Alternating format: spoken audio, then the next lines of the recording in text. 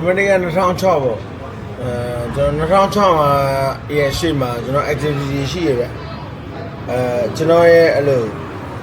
romantic ကတော့2006ဒီဇင်ဘာ25ရက်နေ့ Christmas Day မှာပထမဆုံးတီးတဲ့အဲ့ show ပွဲလေးကိုပဲကျွန်တော် show ပွဲတီးတဲ့ဟိုဟာနာပဲပထမဆုံးတီးတဲ့ show ပွဲလေးကိုပဲကျွန်တော်ကအဲ့လို start ဖွဲ့တဲ့ date လို့ကျွန်တော်သတ်မှတ်ခဲ့တာပေါ့နော်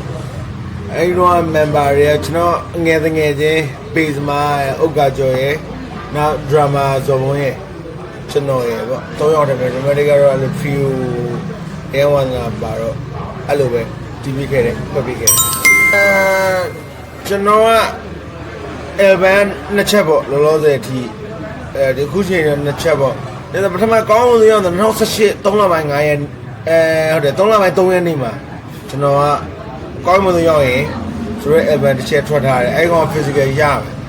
physical နားထောင်လို့ရမှာเนาะဒုတိယတစ်ချက်ကတော့ဒုတိယကျွန်တော် album မထုတ်ဘူးကြိုင်ပွဲတွေလို့ရှိဆို album ကိုကျွန်တော်တို့ထုတ်ခဲ့2020မှာထွက်ခဲ့တယ်2020မှာထွက်ခဲ့အဲ့ကောင်ဒုတိယ album ဒါပေမဲ့ဒီကောင် mini EP ပေါ့ငါးပုတ်ပဲပါတယ်သရှင်ငါးပုတ်ပဲပါတယ်ပြန်ပွဲလို့မရှိနေအဲ့ဆက်တဲ့သရှင်လေးတွေငါးပုတ်ထွက်ခဲ့တယ်နှစ်ချက်တော့ထွက်ခဲ့တာ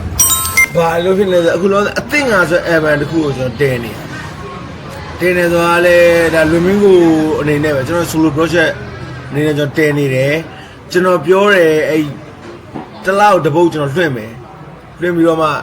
ဒီနှစ်ကုန်2026အကုန်မှာကျမှကျွန်တော်အဲ့တစုတဲ့ပေါ့ဒီထဲကပါတယ်သရှင်တွေအကုန်လုံးတစုတဲ့73ဘုတ်15ဘုတ်ထားမှတော့အဲ့လောက်တော့ဖြစ်မလားမသိဘူးဒါပေမဲ့ဒီကြားထဲမှာဒီတစ်နှစ်လုံးတွဲမှာကျွန်တော်တို့စထွက်မှာပေါ့အဲ့ activities အဲ့ဒီ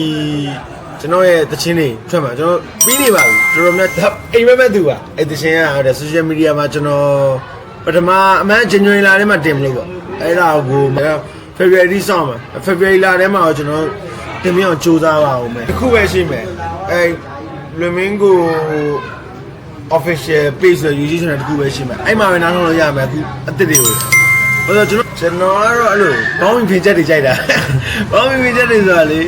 ဘယ်လိုကျွန်တော်တကယ်လို့ rock star လို့ထင်တာအဲ့လိုသမင်းရှိပြီးဘောင်းဝင်ဖိချက်တွေလို့ high pitch တွေ order ကောင်တွေကြိုက်တာဒါကျွန်တော်ရိုးသားဆုံးဝင်ခါတာကျွန်တော်ကြီးညက်ရတာအဲ့လို GNR တို့ Aerosmith တို့ Bon Jovi တို့ဒါကျွန်တော်ဘွားရဲ့အဲ့လိုကလေးဘွားမှာအဲ့လိုကြီးရတဲ့ band တွေအဲ့ကောင်ပြီးတော့မှကျွန်တော်လည်းဒီကောင်လေးမှာအဲ့လို reference ပေါ့အဲ့ဒီမိញ្ញမ်းဝင်နေပဲကျွန်တော်အဲ့လို rock and roll ကိုကျွန်တော်တီးပြတဲ့သဘောပါ romantic ကတော့ဒီ band တွေနဲ့လွတ်မှာမဟုတ်ဘူးအဲဆိုကျွန်တော်ကြိုက်ခဲ့ရကျွန်တော်မှလည်းနားတော့ကျွန်တော်ခေတ်ကလို့နားတော့စရာခက်ခဲတယ်ဗျာကြီးခဲ့တယ်သုံးဝေပဲရှိတယ် Aerosmith နဲ့ GNR နဲ့ Bon Jovi ပဲအဲ့မှာနားမတော့နဲ့နားတော့စရာမရှိဘူးအဲ့လိုဖြစ်နေတာတကော underground scene ကိုသူတို့အခုတကယ်အကောင့်နဲ့ဖော်နေတယ်ဗျာကျွန်တော်ကိုယ်နိုင်လေတကောမှာတကယ်ပါဝင်ပတ်သက်နေတယ်တကောတကယ်ကိုရှေ့ဆက်ရှောက်မှာဒီ underground scene နဲ့ပတ်သက်လာတကယ်ကိုမိုက်လာမဲ့အဖွဲ့အစည်းပါအခုတော့မှတော်တော်များများအဲ့လိုမိုက်တယ်ကျွန်တော်တခုတော့ပြအောင်မယ် underground ကိုလေကျွန်တော် underground ဖြစ်စေချင်တာတိတ်နာမည်ကြီးရမယ်တိတ်မကြိုက်ဘူးဒါပေမဲ့တကောတကယ်ကိုအဲ့လိုဖြစ်လာမှာဒီ underground scene underground မှာဆိုတော့ကာချာတခုကိုကျွန်တော်တိဆောက်ရတာအဲ့ကျတော့တကောကတကယ်ကာချာတခုတိဆောက်ခဲ့ပြီးတော့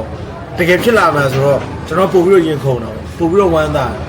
တကယ်လဲတကောကိုအားပေးပါလို့ကျွန်တော်ပြောချင်တယ်ဘာလို့အဲ့မှာတကယ်တီးရကောင်ရှိတာကျွန်တော်အခုမန္တလေးစီးနေနေကြတော့ဘယ်လိုလဲဆို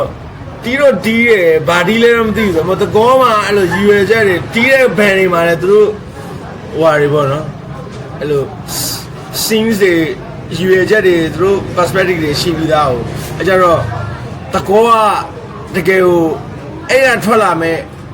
ဘန်တွေကိုကျွန်တော်မှရင်ခုန်တယ်ဗျာကျွန်တော်တကောကထွက်မှဆိုကျွန်တော်ပို့ပြီးရင်ခုန်တာပေါ့အဲ့လိုတကောကတကယ်ကိုမန်လေး underground season နောက်ထပ်အင်အားသစ်တစ်ခုပါ wave တစ်ခုပဲတကောကတကယ်မိုက်ပါ